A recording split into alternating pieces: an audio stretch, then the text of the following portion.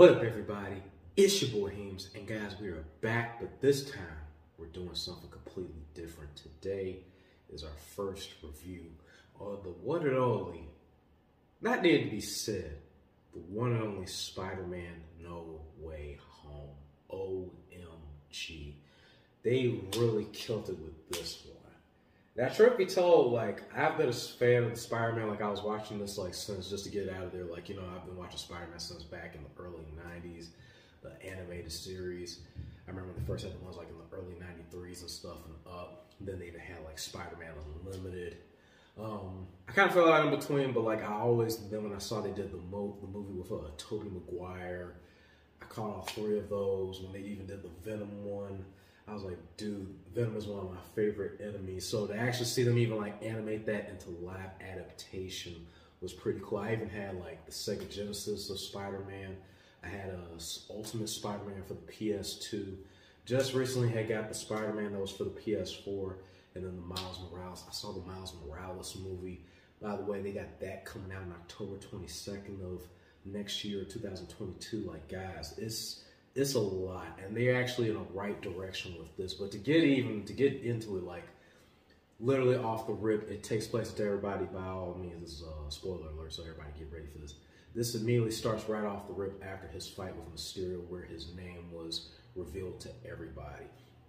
And literally, like, you know, it was funny. It had a lot of comedy in it, where, like, literally he was just trying to take Mary J. He was trying to take his girl. He was trying to, like, hide, get away from everybody. They know who his friends are. Then even Flash tried to play it off that he was actually one of Peter's best friends. He tried to basically steal the cloud stuff on there. And at one point, and I like that they did this because this was something that a lot of people were asking for from Netflix, from Marvel. Charlie Cox, aka the Daredevil, made his appearance as being a lawyer, or was actually being the one that actually tried to represent Peter and stuff, because he was like, you're basically gonna need a good lawyer. He was talking to Iron Man's dude, his best friend, so like, you definitely need to lawyer up, like, it's looking bad. But it was just the idea that they actually let him have that role in there, because like literally he was fighting tooth and nail trying to reprise that role as the Daredevil. And by far, out of all the people that I've seen, like, honestly, his stuff was good. Like, I've watched the Ben Affleck Daredevil, but it didn't impact me as much as like the series that came out, the 2 seasons or 3, correction. And even that ending when he fights, like, you know, Kingpin, and like he's at the state of, like, you know, about to kill the dude, and you know he actually still keeps himself from doing it. Which, by the way, I've been foreshadowing. It's a set of comics that are out where he goes to prison, Daredevil, and he sees the corruption and stuff, so now he's a little bit more jaded. His way of doing things starts to warp after being there and seeing how the system worked on the inside. But they showed him, then after that, you know, him just trying to see how he can fix things, get things right. Him and his best friend and Mary Jane were supposed to go to college. They all didn't get in based off of the fact of their affiliation with Spider-Man, and Spider-Man basically being accused of murder based off of the droid bots. Goes out, and it was funny. He actually goes to Doctor Strange to try to fix all this and see, like, maybe if he could, like, erase their memories. And then, like, literally every time he kept trying to, like, he was about to do the whole cast and stuff, like, we're about to make everybody forget. He was like, everybody's gonna forget you, me and everybody. And he's like, oh wait, but can this person not forget? He's like, okay. Can you get also her too? I love her, Mary Jane. Can you get my best friend? Oh, and I just sat there, and you know, she just really, it's gonna be weird having to go. And it was funny, like, watching that dynamic between Doctor Strange and Spider-Man. Like, they didn't talk about it that much, but you just heard a brief of them talking, like, especially like at Endgame, when they were stuck, you know, after being in like the Soul Stone, or like they were pretty much gone, but they were talking about like the plan and everything else that's going to happen. They were all there, but to actually see them interact like that, and to see the amount of respect that Peter had for him, he kept calling him sir. He was like, you know, you don't have to call me sir. You know, as if you save the world, you save the day. He was like, call me Steve. Like, that sounds weird. And, like, it was so much humor in that. And then they literally start off with Dr. Octavius. They had the same actor from the original Spider-Man 2, which was really cool. I like how they did that suit, because literally with the micro or the nanomachine that Spider-Man had, like, Dr. Octavius actually sat there and tried to absorb some of the stuff off of him, but in hindsight, it actually counted because then like Peter Parker actually could control the tentacles on Dr. Octavius, so they did that. Then after that, they sat there and had Electro with Jamie Foxx on there. They had the Sandman dude and the exact same person that was in Spider-Man 3. They had the Lizard from Amazing Spider-Man, the first one. Who else they had? They even sat there and they even put Willem Dafoe. Yes, Willem Dafoe was in there. He plays as the Green Goblin. And throughout that time, they're all like here and like they recognize each other. Like Dr. Octavius, like, you know, Dr. Osborn and stuff. But then like they're revealing to each other that each other died at a certain current event. And they're all trying to blame it like on Spider-Man. And then so they found pretty much everybody. They didn't find Green Goblin. They found Green Goblin in a homeless shelter where Aunt May worked at. So find him. He appears all, you know, broken. Go, where am I? What's going on? And she wanted to help him. And Peter and everybody was like, no, he needs to go back to his time. You kept seeing Peter at one point. He was adamant about that. He was like, no, they just need to get back to their own time. We're not trying to do all this. And he's already feeling the weight of like everything that's been going on up until this point, you know, with his identity being revealed, what this could mean for everybody. And so take him, they don't even put him in, so Dr. Octavius, Lizard, Sam, and all of them, they all sat there captured off, like they put in these little sections stuff where they can't break out of. But Dr. Osborn wasn't, he was on the outside. So I worked with him. Then at one point they had the idea of maybe we could just, based off of Aunt May's thought process after being in the homeless shelter, her thought process was maybe versus just sending them off or whatever, maybe actually try to heal people. That's the problem, is of like, you know, people are not healed. So pushes him, he actually brings all the enemies to the apartment or Aunt May's ex. And they try, but you could tell like something is going on. Then Spider-Man's senses just start going off like in the room. Like it's not like an explosion or anything, but it's like, it's just this like pinging. He's just looking around, everybody just standing around, just looking at like, what you doing? And he figures out that, you know, Green Goblin is still on his stuff, so he literally webbed him, but it still ended up backfiring. And it was crazy. Like Peter got the worst ass. I didn't even think that that would happen. Like with Green Goblin, like he really kicked the crap out of him in this. But in hindsight, in the first one, Peter didn't really win that one either.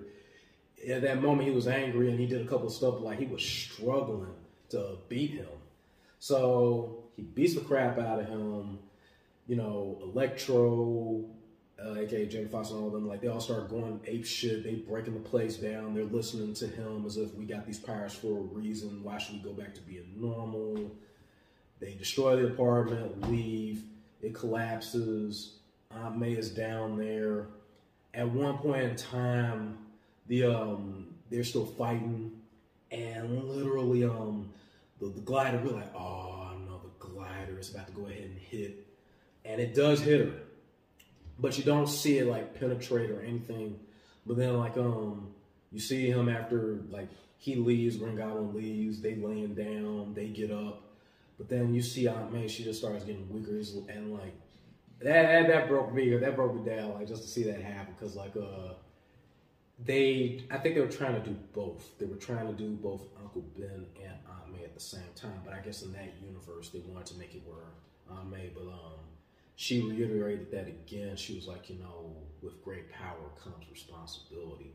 And then she died right there. And he had to leave off. And then afterwards, both Mary and Jane and his other friend, they sat there and they were trying to figure out how they can help. Because before it went to that extreme, Spider-Man and Doctor Strange had a little bit of a fight. Because they literally, Doctor Strange just wanted to send everybody back to their regular time. And he's like, no, my man, everybody thinks maybe we should heal them. So he gets locked away. His friend gets the ring and everything. So he has the power to like open up dimensions and do all that. And at one point, they want to find Peter. They want to find their version, or Tom Holland. And literally they kept opening up dimensions, and like they put in Andrew Garfield. Andrew Garfield came through. Then they open up another, like, come on, we really want to see Spider-Man. And then they bring in Tobey Maguire. Tobey Maguire comes through. And that scene was hilarious. And it actually pointed out some stuff that a lot of us don't get to see, especially like behind the scenes or after the movie hits. You see how each of the worlds and that Spider-Man, that universe and their perspective, or how the outcome of everything after like the events that happened in their life. Like when Gwen Stacy died, like you could tell even because he brings it up like, and like he's like really down on himself, Andrew Garfield. And if you remember him in the movie, like he basically had a certain confidence. You know, he was real cool. He wasn't really so much like nerdy like that. He was super cool, but like he was just really down on himself. Like it just, and I can only begin to understand what that's like. Like, you know, you lose someone that you love. He never bounced back from that, and you could tell. Tobey Maguire's character, it's like he's just more mature, but he's still the same. He's still that same dynamic, and I like how they all kind of have their little bit where they show like I like even the part where they're like with the webs, like, you know, Maguire hits his like, how'd you do that? Like, where'd you? He's like, what, y'all can't do that? Like, and they're like, no, they all look all disappointed. So like, we gotta get ink cartridges and do this and do that. Like they put that in there. Then that scene with the back, I love that, where Tobey Maguire talks about his back, and Tobey Maguire cracks his back for him. Or sorry, not Tobey Maguire, but dang it, I just sat there and forgot to do it already. But Andrew Garfield, they sat there and he cracked his back and everything for him, and it was just like they'll talk about the experiences. And then you even see that moment where it's like even Andrew Garfield, he got his chance of redemption, at least for himself. Because at one point, Mary Jane, in the current timeline, or in the current Marvel, she's fallen. He sees that. He's recognizing or putting this together with like Gwen Stacy. So like he's like, and he goes and he actually saves her. And you see him like just sitting and holding her and like he's crying, like as if I did it. And that's what everybody was trying to do. They were trying to boost his confidence. And it was like, you know, we got to start working on that down talk and like that self talk. I like how at one point in time, because Dr. Octavius, before the setup and Green Goblin, Peter Parker actually did heal Dr. Octavius, and he was cool and everything. And Green Goblin, everybody screwed him over, like pretty much launched him out the window. But I like how he came back and he actually helped. He helped power down Electro. And with Electro, I like how they did Jamie Foxx in this one, because like when he got the power up, he got the thing from Iron Man. When he powers up, you actually see like the star and stuff as he's powering up. So they actually gave homage to what Electro looked like back then, which was pretty cool. But Dr. Octavius helped him take down Electro. They cured everybody. The twist, though, out of everything, because the Green Goblin was last, and literally smacks him all the way down where the Statue of Liberty is, and then you just see this immediate change, like in Peter, like, because prior before that, he was down that his aunt was dead. He even talked about how he wanted revenge, or he wanted to make her pay. They talked him out of it. And they both all relate about, you know, the fact that Uncle Ben had died, and then they all share that moment together where both their uncles, her aunt, when they say like, you know, great power comes responsibility. And in my mind, I'm thinking, like, okay, you know, maybe he can get over it. They're here to help him. And for the most part, Tom Holland, he's like cheery and everything is that. But then like when he gets in front of Green Goblin, like it changed. Like, I'm gonna kill you, and he turned up. He whooped Green Goblin's butt. Like he was actually going to take the glider and actually stab him with the blades coming out. But then Tobey Maguire comes in and like stops him from doing it. And like you see where that moment where he's starting to loosen up, but then Green Goblin stabs Tobey Maguire in the back. And I'm like, oh, I didn't see that coming. I was like, oh man, they did him like that. I'm like, man, don't tell me this dude's about to die. Like, what the hell? So after that, Andrew Garfield comes in, gives him this cure. He cures the Green Goblin. And then after that, they start the spell. I think the saddest part for me was pretty much that ending part, because, okay, at that time, too, while they're fighting, Doctor Strange is released because the friend that had the ring, he actually let him out by accident. So he's watching everything and seeing everything come forward. But it's like, all right, it's time to get everything wrapped up. Let's go ahead and, you know, get this taken care of. But now it's like there was all these different rifts. You can see cracks like in the clouds and stuff of the different universes, different enemies. And it was one of those things that was kept being brought up in the story, like, and I think that hit his character the most. Is like, you know, a lot of these things are happening because of you, basically, you being Spider-Man, you doing this. Even for all these enemies who came in the first place was because of Peter. And at one point he even said, like, you know, it's always like, you know, this is you know, because of you and what you did. And then it's like, I don't know how I can stop this. And he's like, you know, as if, well, maybe we can cast a new spell. The same spell from the beginning, trying to erase everybody's memories, and then everything will go back to normal. And he just warned him, he was like, if you do this, like, nobody will remember you. Nobody. Like, you know, everybody that you ever known, everybody you ever loved, they will not know you. And it was a tear-jerking moment for me, and like, it was like that was a mark of like a true hero, even at the sacrifice of what you want, of people to still recognize or people, you know, love and stuff. He was like, nah, I'm willing to do it. So he goes, he says his goodbyes to the Spider-Mans. Tobey Maguire still lived, or at least he lived up until he got teleported. I don't know, he could probably bled to death when he got back to his home world. We don't know that. But that was sad too, seeing them. But it's like, I like the accomplishment because it even gave them a chance of like redemption as far as the characters and what they were going through. Because also Tobey Maguire did mention that, you know, things did work out. Him and Mary Jane, they cool. I like where Tobey Maguire and Dr. Octavius, and bear with me, I keep calling the actors' name just so we don't get confused on the Spider-Mans.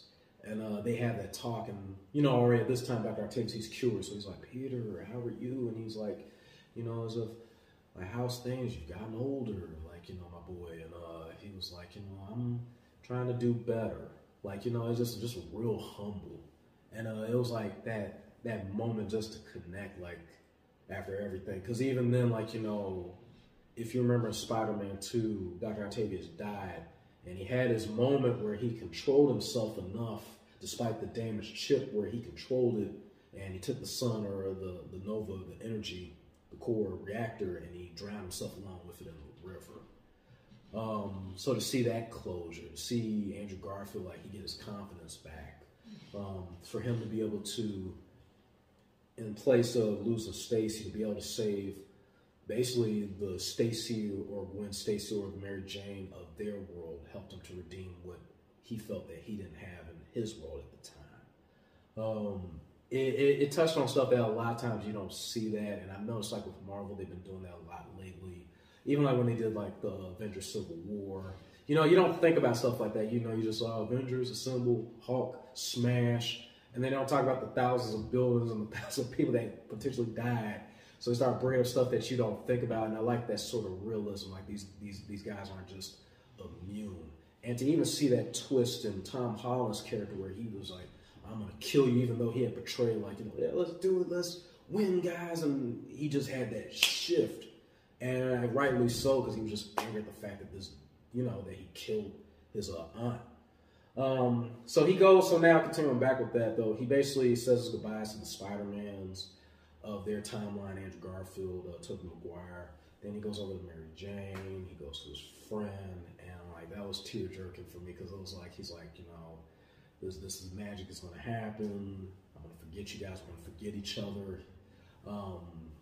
He was like, but I'm gonna try to find you. And, you know, she's like, I don't want this to happen. They're all hugging each other. And then after that, you know, they cast the spell, and it was just that, you know, nobody remembered anything, or nobody remembered Peter Parker. So Spider-Man's identity was basically back to being safe again.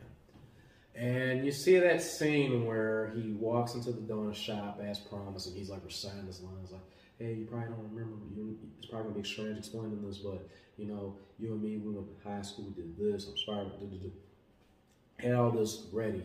And when he walks into the shop, he sees both his friend there, and he sees Mary Jane there. And like, his friend's just sitting there texting. He doesn't say too much, or even, I don't even think he said anything at all to him. But like, he just looks so content, like, just where he was, and like, Peter recognized that. Then he looked at Mary Jane, and then like she was like, hey, I got into the school, like, I'm happy, this, that. And he had asked her, like, as if, because he knows like she was like, like the Band-Aid, he was like, did it hurt? Or does it hurt? And she was like, nah, it don't hurt no more. Now, maybe it was just me that peeped something. I felt like that Band-Aid symbolized a lot. It symbolized a sense of like, of healing, and also like at the same time of a cover. It healed the wound. She no longer feels pain from the past, but also the bandage represents to me like a cover, or basically put over something that was once there, i.e., the experiences and stuff that they had, what they've been through, what they were going through. And the more that she talked to her, it was like you could just see it, like he wanted to say this stuff, but then he didn't. And he just sat there and he gave him that look, and he just walked out. And it's like, they even saying that as in kind of emotional. It was like, damn, man, like he basically took on this like that sacrificial role, and yet it's like one of the biggest things he did, like, because he could have sat there and introduced them again, but then it's like, what's the odds that they don't get caught up in this again, that something else don't happen, and then before you know it, here we go again. And rather than to do that, he just basically walks away from it. It's a part of me that kind of wishes that at some point in time, maybe if it's not just organically, that he meets them again, or they start to become friends again, but who's to say, depending on how that was set up. And then I like the touch of what they did, because a lot of the tech and stuff that he had access to, he don't have it anymore. He actually stitched together his Spider-Man suit. And I like how they did that, because literally that was like the classic suit. That's like the early 1993 suit, at least to me. It was like, back in the animated time, because it was like that light blue, that bright red. And he had just got himself an apartment. So he's definitely getting older. And so it definitely, I can see, because I saw different rumors and stuff online where they had actually talked about like there may be potentially like 3 to 4 more with Tom Holland, like he's going to be reprising his role, which honestly by far, Tobey Maguire will always be a classic. Andrew Garfield, his stuff was good too, but to be honest with you, it took me a long time. I dragged my feet watching that. I was kind of like in my head, I was like, no, Tobey Maguire, there's nobody else, they can't do it. But Tom Holland did it. Like, and what I like about it, because he has that really innocent kid. And you seem like in the animated show, like, like where he's, even though he's in high school and stuff, he looks like damn near an adult. But you also see in the comics like Ultimate Spider-Man, where he's basically a teenager, he's basically this kid. And I like that they actually did that and like gave him this like, really innocent yet funny personality where, he's human, he's gonna screw up, he's not sure of himself. And even at that moment of that dark twist, it's like, you can't be mad or like, but it was like, it was coming. The ending scene, the spoilers to everybody, at the end of the credits, you actually see Tom Hardy, aka Venom. He's at a bar, and the bartender is basically explaining everything that's going on in that universe.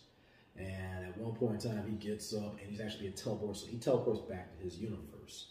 But then when you pan down at the bar table, there's a clump of the symbiote, of Venom's symbiote. So, in Tom Hardy's, and I like the way they did that, they're basically going to have somebody be Venom up in there. So I don't know who or how or what direction that they go with that, but that's going to be interesting. Also, one more hidden ending. There is a trailer at the end with Doctor Strange, and basically it's like the aftermath of doing the multiverse, opening up the doors, and you hear him like constantly going back in his mind about it. He even runs into Witch, or basically Wanda from WandaVision. I'm terrible with names.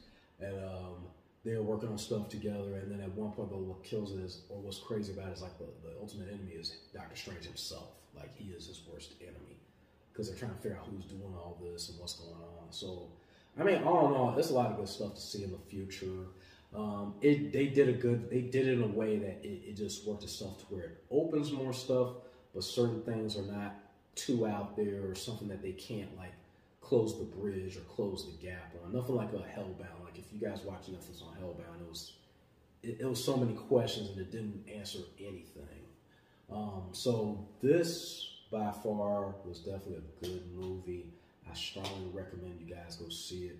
I'm even thinking about seeing this for a second time. And this just gives me more amped up to play the games. I'm definitely looking forward to the next Miles Morales that's coming out. There's rumors and talk. Someone even made a fan trailer of the Miles Morales. But I'm hoping there's one character that they had, the Harder They Fall, the guy who gets shot when he was sitting there trying to do the draw count. I could see him doing it. I hope they push for that, and I definitely hope to see some more Tom Holland films. So seriously, the Marvel, Disney, all you guys, seriously, that was some awesome stuff.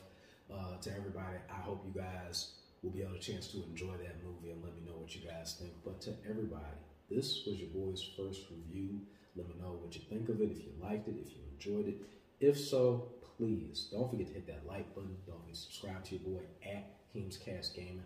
If you have suggestions on other movies and stuff that you would like your boy to sit here and do reviews on, because we got The Matrix, we still got the Resident Evil movie that we haven't had a chance to check out, guys, and several other stuff that's going to be coming out down the road, guys. Please let me know the DMs what you guys want me to see, and I'll definitely look into it and definitely do some more reviews. Your boy streams Monday through Friday at 6 p.m. Eastern Time on YouTube, Twitch, Facebook, and Trovo Live. Late starts between 6:15 and 6:30. To everybody else, don't forget to follow your boy on Instagram as well as on Twitter, Discord. To anybody out there, if you're a fellow streamer and you're looking for a place of promotion, feel free to drop on the Discord. Don't forget to check out your merch for your boy, guys. We got hats, shirts, hoodies, phones, and we're working on leggings and so much more stuff and shoes, guys. So definitely keep on the lookout. But to everybody, guys, this is your boy Heemscast Gaming with another content. I'll see you guys soon. To everybody out there, peace. Until the next video.